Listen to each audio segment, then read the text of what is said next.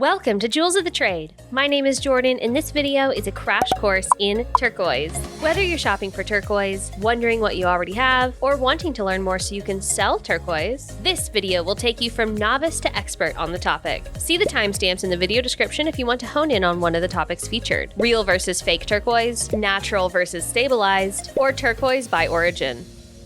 Let's talk about identifying fake turquoise. The most common simulant of turquoise is dyed blue howlite. There is a reliable method of identifying dyed howlite that involves rubbing a Q-tip with acetone on the surface. If the Q-tip picks up some of the blue dye, then it's not natural turquoise. I actually didn't have a sample on hand where this testing method worked, so we're going to talk about alternate ways to identify fake turquoise.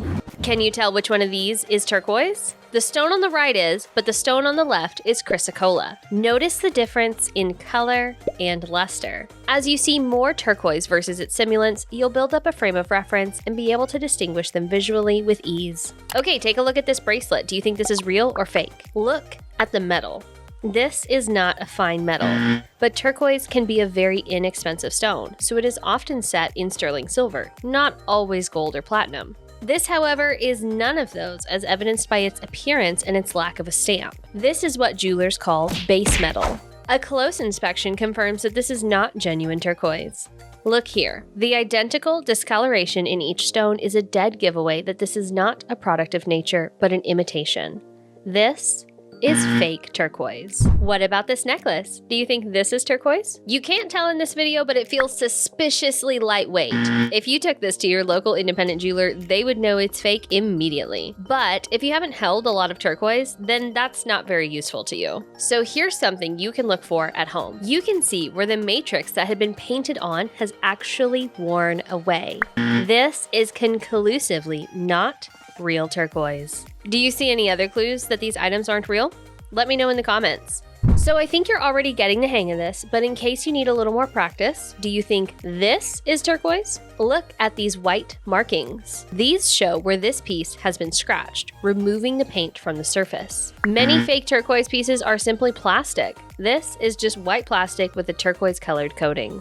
What about this one? Is this real turquoise? Look at the matrix. Let's compare this matrix to the matrix in turquoise that has been verified as genuine. This is a stabilized Kingman Turquoise cab that we'll look at closer later in this video.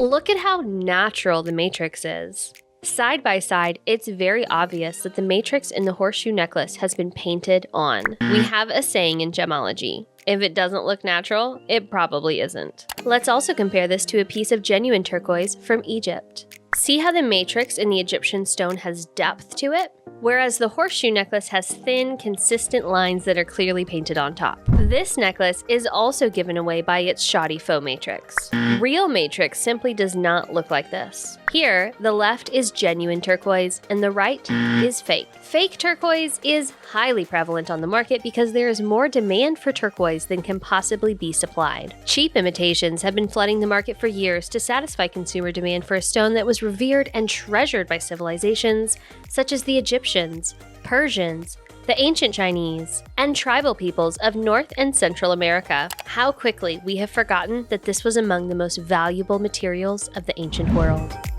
What is stabilized turquoise? Around 90% of genuine or real turquoise on the market has been stabilized to protect it from changing color. There are multiple methods of stabilization, but the exact details of these proprietary treatments are kept secret by the companies who do it. We do know that it is a type of polymer impregnation, which is much more acceptable in turquoise than it is in jade. Similar to jade, this treatment can be identified with a spectrometer, but the value of turquoise rarely warrants the expense of this testing, unlike jade, which is easily very valuable. Stabilization on its own doesn't necessarily change the color of turquoise, which is why some sellers will dye and stabilize turquoise. The quality of stabilization can vary, which is why it's important to shop with a seller you trust. These stabilized turquoise stones are from the Kingman mine in Arizona. These are what we call clean or without matrix. These stones are solid blue, and this is a very desirable color in turquoise. Much of the fine quality Kingman material has been depleted. Of the active turquoise mining operations in America, Kingman is the most famous and is known for its high quality and exceptional color.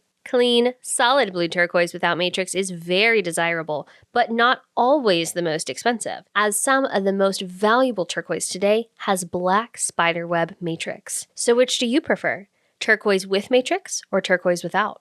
There is a significant color difference between these two Kingman stones, with the clean stone on the left having a deeper blue and therefore a more desirable color. The stone with matrix would sell in a jewelry store for around $375, weighing 3.17 grams and measuring 22 by 15 millimeters. The smaller stone without matrix would sell for around $325, even though it only weighs 1.08 grams and measures 11 by 13 millimeters. You can see here how color impacts price. Let's compare the Kingman to the Egyptian. Turquoise has been revered in Egypt for thousands of years. Like Kingman, most Egyptian turquoise is stabilized, and both have widely varying appearances, so their origin can't necessarily be identified based on appearance alone. Here, you can see that the color can be very similar. It's important to remember that varying qualities of turquoise can come from the same mine, and its origin is not solely what determines its value. This turquoise stone from the Blue Moon mine in Nevada has an attractive matrix, but it's a less valuable stone than the others. Can you see why? Look at the color difference. This Blue Moon turquoise is less saturated than the Egyptian stone and would cost less than $50 in a jewelry store. The Royston mine is also in Nevada and produces a wide variety of turquoise qualities, so not all Royston looks like this. These two stones would sell for the same price in a jewelry store even though they are different colors, with this Royston cab being more green. All three of these stones are similar in price. You can see how each piece of turquoise with matrix is truly unique. And hopefully seeing real matrix here will help you identify fake matrix when you see it in person. These two stones come from the same mine, the Sierra mine in Nevada, but one is stabilized and one is natural, meaning untreated. Both are genuine, real turquoise. Most of the time, you won't be able to distinguish stabilized from natural turquoise visually. If you're specifically looking for natural turquoise, you must make this clear to your jeweler, and as always, shop with a seller you trust. Natural turquoise has no treatment, which some customers prefer. Be warned that natural turquoise isn't protected by stabilization, so it can change color over time if exposed to chemicals, perfumes, etc. These natural turquoise stones are from the Dyer mine in Nevada, and the pair would sell loose for $140, weighing 3.08 carat and measuring 9 by 6 millimeters each. Hopefully you can see that turquoise origin can't really be determined by appearance. At least, not most of the time, and not by a non-professional. Buy the turquoise stone that speaks to you, not because it comes from a mine with a reputation. This stone from the Supernova mine is backed, which helps keep the turquoise together. Let's talk about Variscite. Variscite is not turquoise, but it often comes from turquoise mines. It's a severely underrated stone and can usually be distinguished from turquoise visually, though sometimes they do look a lot alike. Variscite can even be confused with jade in certain qualities because of its green color. Fine quality turquoise can come from a number of mines. Sleeping Beauty turquoise is considered to be the highest quality turquoise in the world, but it's been mined out, and not all Sleeping Beauty turquoise is top quality. Persian is considered now to be the finest turquoise that's being actively mined, but again, not all Persian turquoise is equal. This Persian cab is natural and would cost around $120 in a jewelry store. Here, this Kingman turquoise has better color than this Persian turquoise. But there's of course worse Kingman turquoise out there and better Persian turquoise. Don't give in to the mine hype. It's really hard, if not impossible, to tell a lot of these origins apart anyways. Sonora turquoise is known for its green color, but I picked up these blue micro beads a few years ago. You won't typically see this color of bead from Sonora in a larger size, and as you can see, this color is pretty similar to the Kingman and the Persian, and lower qualities of Sleeping Beauty. These beads would sell for around $300 in a jewelry store, if a jewelry store even sold them as a strand. They're more intended to be split up and used as accent beads. If you learned something you didn't know before, please smash that like button and subscribe, and leave your turquoise questions in the comments. Also, does anyone want to buy some of these turquoise stones? I bought them for the video, and now I'm not quite sure what to do with them.